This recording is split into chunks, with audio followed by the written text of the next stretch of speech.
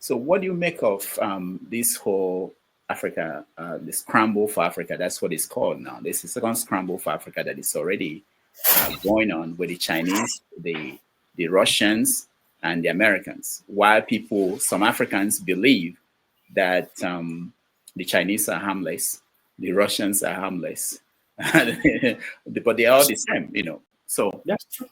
That's, in fact, one of my, when you invited me to this program, one of the things that I said I was going to talk about, I hoped we'll talk about, is the fact that the lions of the Sahel that we venerate and worship and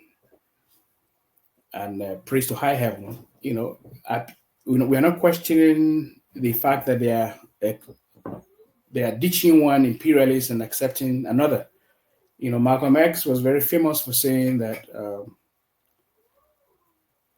between the sheep and the what's the fox and what's the animal? He said one growls at you, the other one is quiet, but they do the same thing. They're going to eat you. They won't have you for a meal. And Russia is very present in a lot of these Sahelian states, and Russia is not. It's not Father Christmas. They are not Santa Claus. They are not benevolent. They are not benefactors of anyone. They are there. They are in it for themselves. Same with China. And so I hope we get to the point where our interest should be us, not change one colonial or neo-colonial oppressor with someone who uses a different name, but basically does the same thing. So that's one point I want to make. And the second, in response to what this man said and how you recharacterize what he said, is that the USAID and a lot of these soft diplomatic maneuvers that the United States have been doing in Africa for all these years are not benevolent, value-free interventions. They are not. And when I was interviewed after USAID withdrew from Nigeria, from Africa, and was AIT's diplomatic show interview, and I said, look, there's nothing, the loss is more to America than it is to Nigeria, because the soft power that they had over our people, it's gone. And I recall an anecdote that I had been told by someone, a very good friend of mine who were classmates at Bayero University, Kano. He was a prince of an emirate in Taraba. And he told me something. He said, Farooq, let me tell you one thing that my dad taught me, my grandfather taught me. He said, if you want people to respect you without questions, go to a restaurant when they're eating. Pay everyone's bill. Say, how much do you pay? Just pay their bill. He said there's nothing more embarrassing to a man than for you to pay their bills.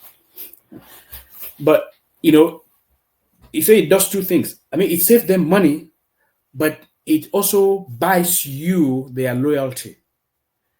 He said if you pay someone's meals, even if they are fighting you, even if they hated you, there's a limit. When they want to fight you or want to insult you, they caution themselves. And I said, this guy pay meal. He said, because the meal, it's very personal. So you can buy clothes and all, but meal, to pay for someone's meal, you have him by the jugular. So, and say you go out and something, he will go out and something, he'll say, whatever he say, cashier, come. How about it's everyone's meal here? Because he had more money than we did. And he would say, so when he ran for president of our association, he won massively. And he had told me that right from the time we were in 200 level. I have never forgotten it. And I keep reminding him once. I said, there's something he told me once that I have never forgotten, which is so true. Pay for someone's meal, you buy their loyalty, even against their wish. And that's what USAID had been doing. When you give people money, And so when you pay for someone's meal, the fact that they're in a restaurant means that they already have the money to pay it. So what USAID has been giving African countries is not something they could. It's not that if they don't give them, people will die. It's not something they could do without. But it's an addition anyway. But what it does more to the person who gives it than to the person that it's given to. So by saying, I'm not going to give you any more, you are freed the people. You're giving them independence. They can say to your face, you're an idiot. And there's nothing lost because you're not even giving them anything. You know, in Nigeria, we say, now papa, they feed me. Now you they feed me. That's the response to rudeness. Now you they feed me. That feeding, the fact feeding, is very central to determining the contours of my mouth and what I say and what I can't say. So if they decide to stop it, frankly, I actually embrace, I welcome it. It's good. It means that we have the capacity to say no to some of their policies. There are a lot of policies that they impose on our people that are injurious to our people, but that our leaders cannot resist because they are being fed. Their meals are being paid even when they can afford to pay that meal. It's the loyalty that paying for someone's meal buys. That's what they have lost.